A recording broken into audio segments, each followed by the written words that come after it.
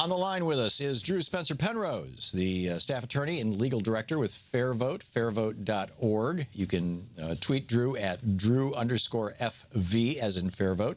Drew, welcome to the program. Thank you. Glad to be on. So how fair was our vote? Well, it's interesting. The 2016 election was, in many ways, one of the worst that Americans have experienced in terms of campaign tone. You know, people feeling like they were getting less information, really getting a lot of negativity and that sort of thing.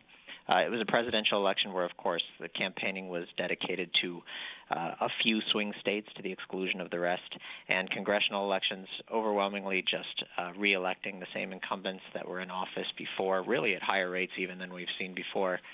So less competition there. Really a lot of stuff that made the case for reform, as a lot of people began to realize shortly after the election.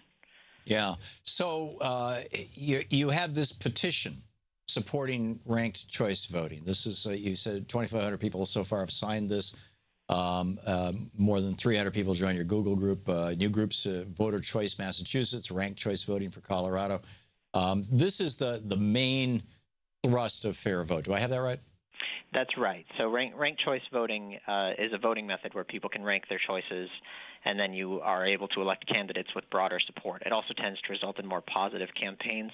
It passed this year in Maine for the election of their governor, for both houses of their state legislature, and for their congressional elections. Is that the first state that has done it statewide? It is. It's the first state where it'll be done for statewide executive offices like that and legislative offices. So really a very positive moment coming out of an election where people felt pretty negative. For people who don't know what we're talking about when we talk about ranked choice voting, or I've referred to it, or a variation of it on as instant runoff voting. I think ranked choice is how they refer to it in Australia. Using the last election, where we had basically on the presidential ticket, you had basically four candidates. You had the Libertarian Gary Johnson, Green Party Jill Stein, Democrat Hillary Clinton, Republican Donald Trump. If those four people were on the ballot, what would my experience be like when I walk into a voting booth? Yeah, that's a great question. So the biggest difference with the ballot is that instead of being forced to only vote for one candidate and having to think a whole lot about, not only which candidate do I like, but which are the candidates that really have a chance to win, and if I vote for this candidate, am I in some sense throwing away my vote? Worries like that you hear all the time. You would instead have the ability to rank candidates in order of choice. And then there would be no more need to worry about how other people were. So let's say I go in and I say, okay, I'm a super liberal. I've been a progressive most of my life, and most all of my life, and I really like the Green Party, and Jill Stein seems like a reasonable person. I don't think she has any chance in hell of ever being elected president, but I want to vote for her, but I don't want to throw away my vote. So with ranked choice voting, what do I do? The best strategy is just to rank your favorite candidate first, your second favorite candidate. So I would vote for Jill Stein first, and I would vote for Hillary Clinton second, right? Sure, if that was your honest preference. And then what happened? And given the outcome of the actual outcome of the election, and we know, what Jill Stein got, 2-3% of the national vote. So what happens when that vote is tabulated?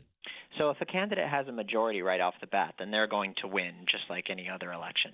But in the event that you've got several candidates and there's no one candidate who has a clear majority, then what you're going to do is eliminate the candidate who's in last place and then recount the vote. So if I voted for a candidate who's in last place as my first choice, my vote would instantly count for my next choice. So that's why I really don't. So my Jill Stein vote becomes a Hillary Clinton vote because she was my second choice, and Jill Stein didn't even pass 2%. Right. If there's no majority and Jill Stein was in last place, she would be defeated. Your vote would instantly count for your next choice rather than just being thrown away. And I wouldn't have to cast a third and fourth vote for Gary Johnson and Donald Trump. You could. There'd be no. It would never hurt you. So ranking a later candidate never hurts the chances of your top choice. Right. So really the best strategy is to rank all of the candidates you have an opinion on. If you really have no preference between them, you can leave them unranked. Yeah. Okay. And what other countries have done this, and how has it worked? So it's used in several places in the United States. There are about a dozen cities throughout the United States, including several in the Bay Area and California, Minneapolis, Minnesota, and St. Paul, Minnesota, the city of Portland, Maine, before Maine adopted it for statewide. And there's a lot of research showing that things are working very well there. A majority of people in those cities say that they support the system and think it should be used in more cities. Ranked ballots are used by every voter and a whole lot of the English-speaking world. So you'll see it all over the place, not only in the UK and a lot of party elections, also in Ireland, Australia, you mentioned earlier, Scotland. It's used in India in some limited uses. It's actually recommended by Robert's Rules of Order for any situation where you can't just have everybody vote again and again and again the way that you would if you were in like a parliamentary body. So it's become something of a standard for elections generally, and the vote for one system is simpler in some ways, but in some ways there's a reason why Robert's Rules of Order doesn't recommend that. Right, and fairvote.org is working to take this nationwide. What states are up next? So we saw an incredible upsurge in grassroots support right after the election, which I alluded to earlier. And so one thing that we did is we started a Google group. I'd encourage people to visit fairvote.org. We have a list of 11 actions you can take to advance the cause.